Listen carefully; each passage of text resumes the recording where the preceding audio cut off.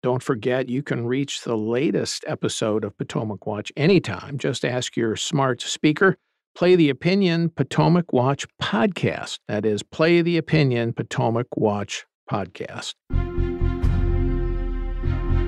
From the opinion pages of the Wall Street Journal, this is Potomac Watch.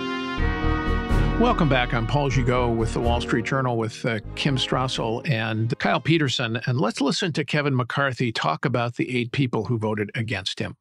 They are not conservatives. They voted against, one, the greatest cut in history that Congress has ever voted for, $2 trillion. They voted against work requirements. They voted against NEPA reform. They voted against border security. They voted against... They don't get to say they're conservative because they're angry and they're chaotic. That's not the party I belong to. The party of Reagan was if you believed in your principles that you could govern in a conservative way. They are not conservatives, and they do not have the right to have the title. Kim, he has a point there. They did vote against, in particular, that last continuing resolution on Friday last that had the 1% spending reduction, I think, against the previous dollar amount. It had border security in it. So what do you make of the McCarthy comments? Yeah, I couldn't agree with him more. I mean, a good rule of thumb in Washington is if you have to stand and beat your chest and claim that you're the most conservative person in town, you probably aren't. And that's what these guys were doing yesterday. I mean, look, that CR that they voted against, I would note, had been authored by members of the House Freedom Caucus, the most conservative body in the House. These are folks like Chip Roy from Texas. Is anyone really going to suggest that Chip Roy isn't a real conservative? And remember, for the 8 of these people who voted against McCarthy, 96% of the party was behind him. And that included people that are absolutely true conservatives who haven't always agreed with McCarthy on every sort of manner and every approach. But look, if you're trying to corral 222 people, not everyone's going to get their way all the time. And I actually thought that McCarthy he surprised me, the success he had in the first, 9 months of this year in getting his caucus to a place of yes on some really important issues. And yes, by the way, I mean, to Kyle's point, they really were moving those appropriations bills through. That's always been the plan. And the real joke of this is that now that the House is back in chaos, what had been a pretty specific plan for getting the final 8 of those spending deals across, which, by the way, are going to be the House's best shot, Republicans' best shot of negotiating some further spending cuts and further policy gains with the Senate and conference, those are all on hold now. And goodness knows if they'll be done by the time this current CR is up, which was the whole goal of that CR in the first place. Yeah, I couldn't stress more, Kim, your point about the individual appropriations bills being the pathway to leverage, political leverage, when you only hold one body of Congress. You pass something with 218 votes, you go into conference with the Senate. Senate will have its priorities. The Senate, because of the filibuster rule, will tend to have a more bipartisan approach to some of the appropriations bills. So you might have some Republican allies even there in the Senate. So you come together and you get some policy victories. Maybe you get something on the border. Maybe you get something on the economy, on regulation. But that's the only way to get it. You don't get it in a big omnibus bill because they're not going to be able to get 218, and then they'll have to have Democratic votes, and it'll be a fiasco where the Andy Biggs of the world can rage, but they'll get nothing, and they'll have been the architects of the nothing. I want to bounce off another email we got from a listener by the name of Rob.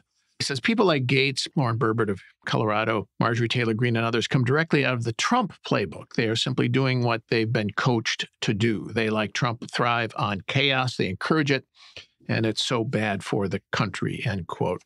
Kyle, what do you make of that comment? Well, I think that it forgets the dysfunction that took place under previous speakers. This is now a decade-long show, at least. There was a government shutdown in 2013 over claims that Republicans could somehow, if they only stuck together, they could pass a bill and get President Obama to defund Obamacare. Obviously, that didn't end up happening at the end. In 2015, Speaker John Boehner threw up his hands basically and said, I can't herd these cats anymore, and he resigned. And I went back and looked at the Journal's editorial on his resignation, and it says that there were 30 or so backbenchers who were threatening to depose Boehner in a parliamentary maneuver because they wanted to add a measure defunding Planned Parenthood to a continuing resolution, though that would not get through the Senate and it would not get President Obama's signature. And so I think that we have a larger dynamic here of something has changed in the weakening of parties or in the rise of alternative media ecosystems where these backbenchers no longer have any reason to heed what the speaker, what the leader, the majority leader says. They seem to think that they win more, they get more out of being on the outside and throwing bombs, even if it doesn't deliver the kinds of policy victories that they promise their constituents whenever they go to the voters every 2 years. Yeah, it's remarkable. And because of the media ecosystem and the echoes and people listening to things like Breitbart and Steve Bannon's talk radio and so on, all they get is the single point of view. So they don't often hear anything about the realities of governance. Let's talk a little bit about the Democratic role here. Matt Gaetz chided McCarthy for working with Democrats, but in the end, it was 8 Republicans and 208 Democrats who deposed McCarthy here. So, 4% of the Republican conference overruled 96% of the conference with the help of Democrats. Why do you think the Democrats did not help here? Because they could have saved McCarthy if they'd wanted to. Not that they had to vote for him, but enough of them could have voted present to overwhelm the 8 Republicans and still let him save the day. Well, if you listen to them, their excuse was, well, hey, we offered to help out McCarthy. All he had to do was engage in a power sharing agreement with us. That's what we were asking for in return for our help. McCarthy, to his credit, did not take that deal, something that I don't think he got enough credit for by those 8 who voted against him, by the way. He could have saved his own job by agreeing to such a thing and then getting Democratic votes again and having some sort of arrangement where he and Hakeem Jeffries ruled the roost together. He said, no. Here's why I think they really didn't, though, Paul. I mean, one, there was an interest in just watching the Republican chaos and having it play out on the silver screen. All the headlines recently, by the way, have been about Joe Biden's terrible approval rating and his horrible mismanagement of governance. But hey, this was a Republican-created moment to instead make all the headlines about Republican dysfunction. And Democrats would far rather have that be the storyline going into next year's election. I think, too, that maybe some ground was set when Alexandria Ocasio-Cortez over the weekend said that she was going to vote against McCarthy, thereby signaling that that was a position of the progressive wing. And that kind of ruled in the end over any of the moderates who might have had an interest in working in a bipartisan way. I think it may still come back and hurt them, Paul, because the longer this chaos goes on, there has been some bipartisan work in the House, and Democrats now risk not getting some of their own priorities through, in particular things like Ukraine funding, et cetera, and some other priorities of the White House. So they're going to have this gleeful moment watching the mess, but the mess may, sabotage some of their own goals too. Yeah, I think that point about Ocasio-Cortez doing that signaling on the weekend and basically putting Hakeem Jeffries, the minority leader in the House, on notice that if you try to save McCarthy, you're going to have us to reckon with is more important than certainly the mainstream press will ever mention. But it's significant.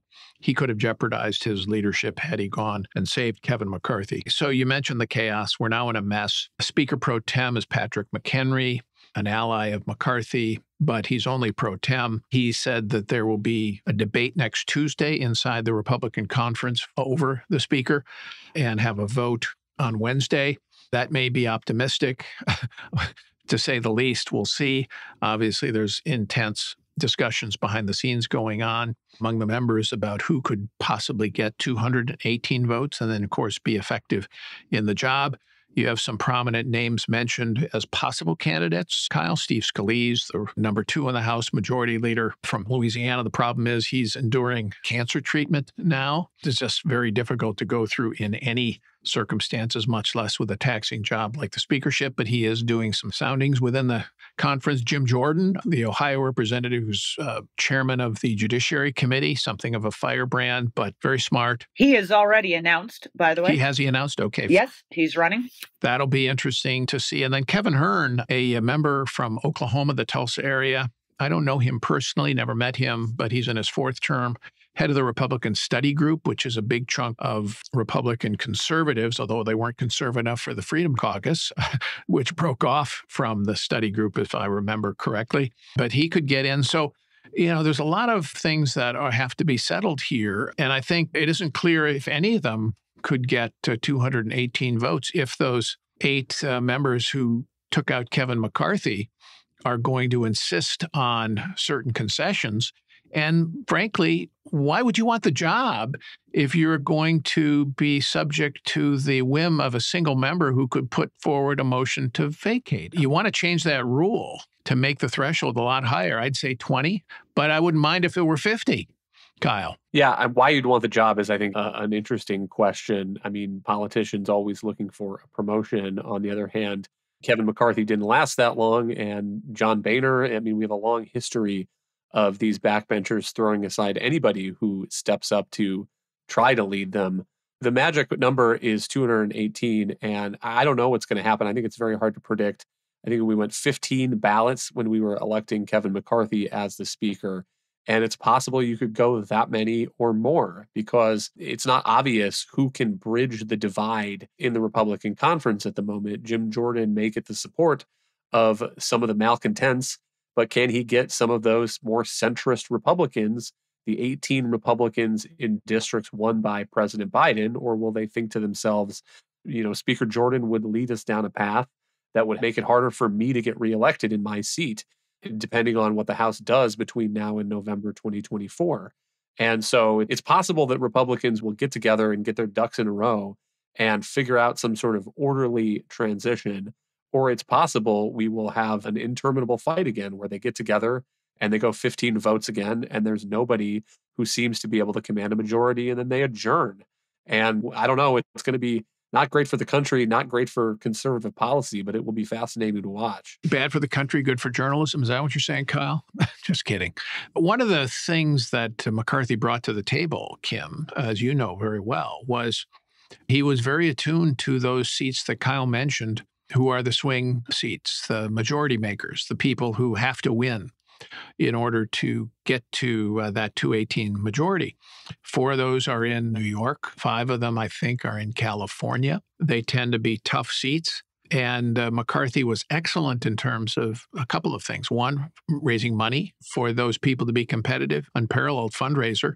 That goes away. Second thing is that he was very good about pursuing candidates appropriate to the district, including minority candidates and women in Orange County, for example, Korean Americans, and women and Cuban Americans in South Florida. Very, very effective at that. And I mean, whatever you say about Jim Jordan, and I agree he's very smart, that's not his forte.